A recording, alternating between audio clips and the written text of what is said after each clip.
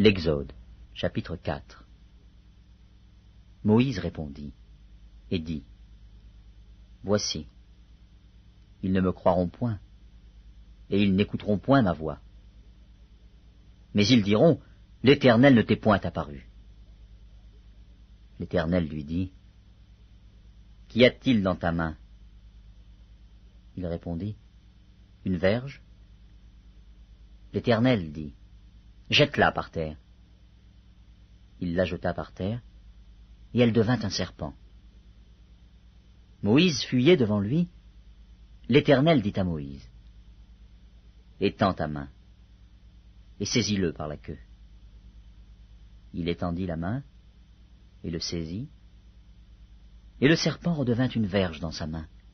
« C'est là, dit l'Éternel, ce que tu feras, afin qu'ils croient que l'Éternel, le Dieu de leur père, t'est apparu, le Dieu d'Abraham, le Dieu d'Isaac et le Dieu de Jacob. » L'Éternel lui dit encore, « Mets ta main dans ton sein. » Il mit sa main dans son sein, puis il la retira, et voici sa main était couverte de lèpre, blanche comme la neige. L'Éternel Dieu dit, « Remets ta main dans ton sein. » Il remit sa main dans son sein, puis il la retira de son sein, et voici, elle était redevenue comme sa chair.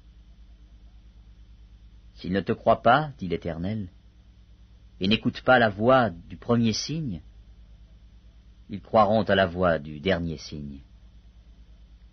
S'ils ne croient pas même à ces deux signes, et n'écoutent pas ta voix, tu prendras de l'eau du fleuve, tu la répandras sur la terre, et l'eau que tu auras prise du fleuve deviendra du sang sur la terre. » Moïse dit à l'Éternel, « Ah, Seigneur, je ne suis pas un homme qui ait la parole facile, et ce n'est ni d'hier, ni d'avant-hier, ni même depuis que tu parles à ton serviteur, car j'ai la bouche et la langue embarrassées. »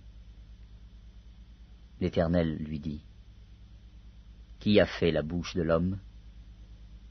Et qui rend muet ou sourd, voyant ou aveugle? N'est-ce pas moi, l'Éternel? Va donc, je serai avec ta bouche, et je t'enseignerai ce que tu auras à dire. » Moïse dit, « Ah, Seigneur, envoie qui tu voudras envoyer. » Alors la colère de l'Éternel s'enflamma contre Moïse, et il dit, « N'y a-t-il pas ton frère Aaron, le Lévite? Je sais qu'il parlera facilement. Le voici lui-même qui vient au-devant de toi. Et quand il te verra, il se réjouira dans son cœur. Tu lui parleras, et tu mettras les paroles dans sa bouche. Et moi je serai avec ta bouche et avec sa bouche, et je vous enseignerai ce que vous aurez à faire. Il parlera pour toi au peuple, il te servira de bouche, et tu tiendras pour lui la place de Dieu. Prends dans ta main cette verge, avec laquelle tu feras les signes. » Moïse s'en alla, et, de retour auprès de Jéthro, son beau-père, il lui dit, « Laisse-moi, je te prie, aller rejoindre mes frères qui sont en Égypte, afin que je voie s'ils sont encore vivants. » Jéthro dit à Moïse, « Va en paix. » L'Éternel dit à Moïse, en Madian, « Va, retourne en Égypte, car tous ceux qui en voulaient à ta vie sont morts. » Moïse prit sa femme et ses fils, les fit monter sur des ânes, et il retourna dans le pays d'Égypte. Il prit dans sa main la verge de Dieu. L'Éternel dit à Moïse, « En partant pour retourner en Égypte, vois tous les prodiges que je mets en ta main. Tu les feras devant Pharaon, et moi j'endurcirai son cœur, et il ne laissera point aller le peuple. Tu diras à Pharaon, ainsi parle l'Éternel. Israël est mon fils, mon premier-né. Je te dis, laisse aller mon fils, pour qu'il me serve. Si tu refuses de le laisser aller, voici, je ferai périr ton fils, ton premier-né.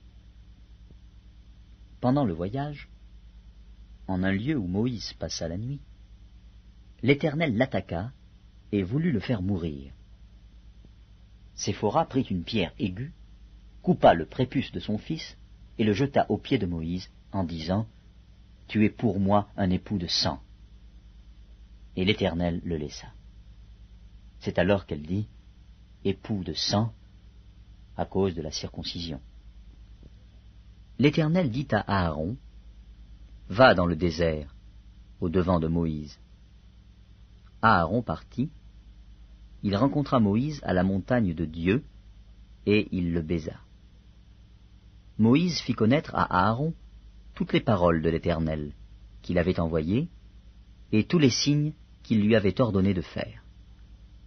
Moïse et Aaron poursuivirent leur chemin, et ils assemblèrent tous les anciens des enfants d'Israël. Aaron rapporta toutes les paroles que l'Éternel avait dites à Moïse, et il exécuta les signes aux yeux du peuple. Et le peuple crut. Ils apprirent que l'Éternel avait visité les enfants d'Israël, qu'il avait vu leurs souffrances, et ils s'inclinèrent et se prosternèrent.